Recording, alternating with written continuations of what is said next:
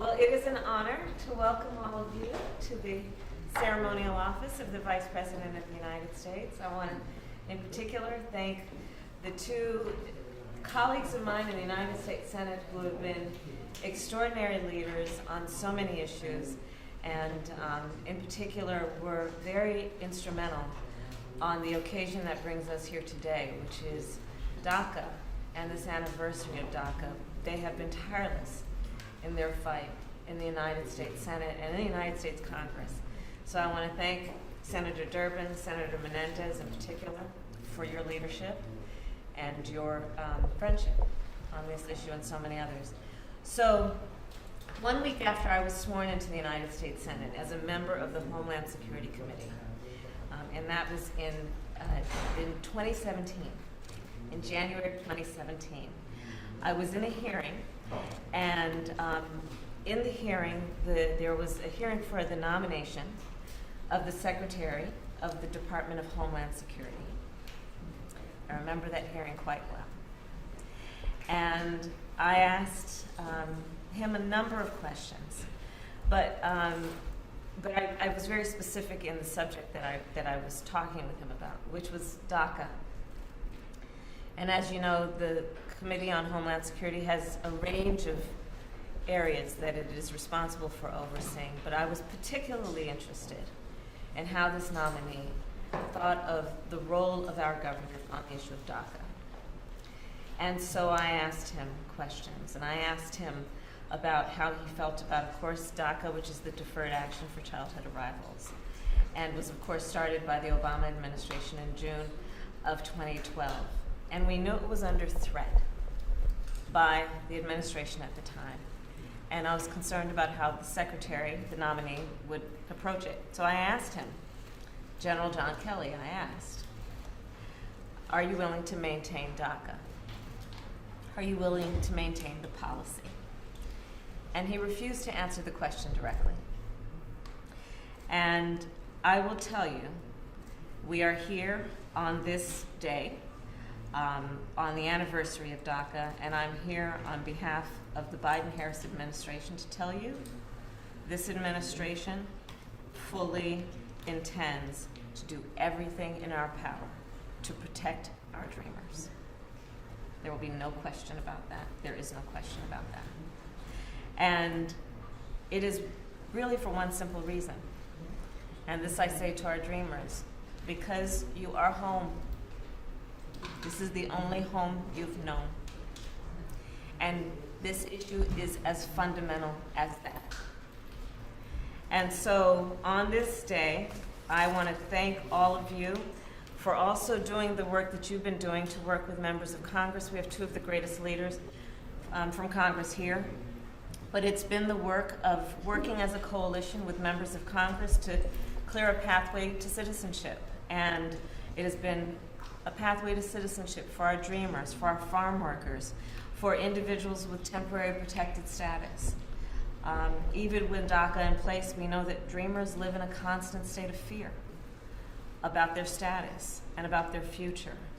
And it is critically important that we provide a pathway to citizenship to give people a sense of certainty and a sense of security. The House of Representatives, of course, has passed the American Dream and Promise Act and the Farm Workforce Modernization Act. We are calling on the Senate to do the same, and these two have been two of the greatest leaders in that regard. I know that this morning, Chairman Durbin and the Senate Judiciary Committee held a hearing on the American Dream and Promise Act, and tomorrow talks will continue with a bipartisan group of senators. In addition, Chairman Menendez has been leading the way on the U.S. Citizenship Act. And again, I want to thank you both for your leadership, because it has not been easy to do what you have been doing for years in this fight. Over the years, I have met with so many who are students, who are determined to serve our communities, farm workers who work hard every day feeding our communities, and highlighted by the incredible courage and hard work they did during the course of this pandemic. Care workers who risked their own lives during the course of this pandemic, every day, out of a commitment to follow through on their life of service by being frontline workers and being those people who the whole system relied on when almost everything else failed. So the immigrants that we are talking about are making incredible contributions to our nation, and dare I say, as we all know history, this is a nation that was founded by immigrants. So in this regard, there's not much that is new, except perhaps some people's perspective about what should happen at this moment in our history versus what has happened in the past. But it is time for us to correct course. It is time for us to renew our embrace of the traditions and the history of America and create a pathway for citizenship. So there is an urgency to this moment, and your stories are America's stories, and that's why we're here today, to share stories and to renew our commitment to this issue, both in terms of making progress, seeing action, but also making it very clear that when we are talking about a fundamental issue that is about safety and security and citizenship, we should create a pathway and allow people that opportunity, people who, in many cases, for decades, have been serving our country with courage and commitment. So with that, I thank you all for being here, and I'm looking forward to our discussion. Thank you. So let me begin today by saying thank you to all of you. You are courageous leaders, and you are American patriots. And so I'm very pleased to welcome you, and for many of you, welcome you back to the White House to have yet another very important conversation, and this time about one of the most important pillars of our democracy, which is about the fundamental right to vote. And when we look at what has happened in Texas, we look at what's happening around the country, I think it's important to remember, we talk about the right to vote, and the right to vote is a given. All citizens have the right to vote, constitutionally. It is their right. What we are seeing are examples of an attempt to interfere with that right, an attempt to marginalize and take from people a right that has already been given. We are not asking for the bestowal of a right. We are talking about the preservation of a right. That is the right of citizenship. And it's that fundamental. It is that fundamental.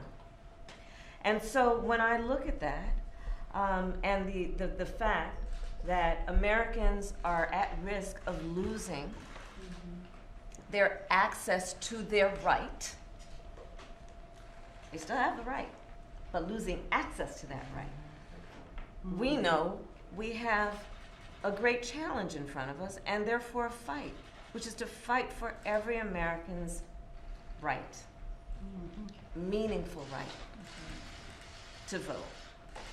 And so that's where we are. And of course, since 2013 and the gutting of Shelby, in the Shelby v. Holder case, we have seen exactly what we feared when that case came down in 2013. Because that case was an opening of a door to allow states to do what otherwise we had protected against, which is states putting in place laws that are designed, in many cases quite intentionally, to make it difficult for people to vote.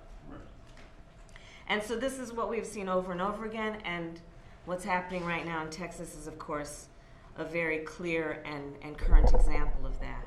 So to the point of what we must do collectively to ensure that every American retains their right to vote, our administration, President Biden and myself and our administration, are here to make very clear that we will do everything in our power as an administration to lift up the voices of those who seek to preserve the right of the people to vote.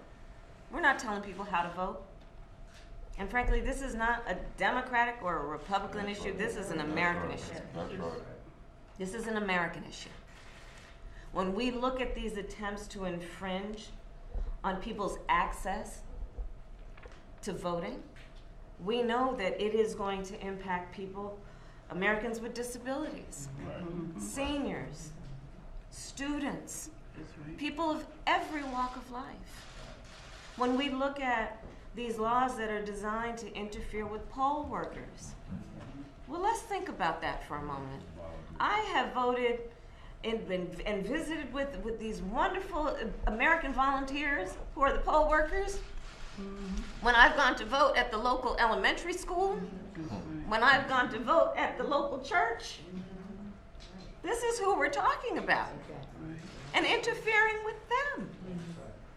And what they are doing is part of their civic duty. These are some of the issues that are at play.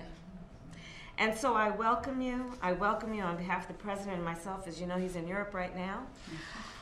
But we wanted to greet you here in the Roosevelt Room as an extension of the importance of the work you are doing, not only on behalf of the people of Texas, but the people of our country and our nation as a whole.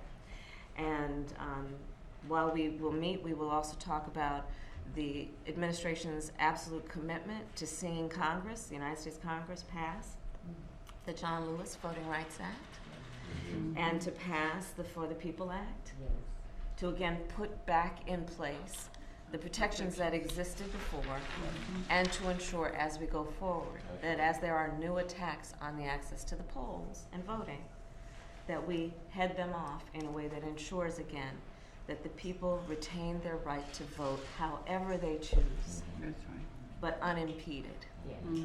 So with that, I want to thank all of you, and we will talk about Senate Bill 7 and how it clearly has been written in a way that will make it difficult for people, and what you all are doing as courageous leaders. Again, speak up for the people, and that is what you are doing. So thank you all, and I look forward to our discussion, and let us begin. Let us begin. So thank you. Thanks, guys.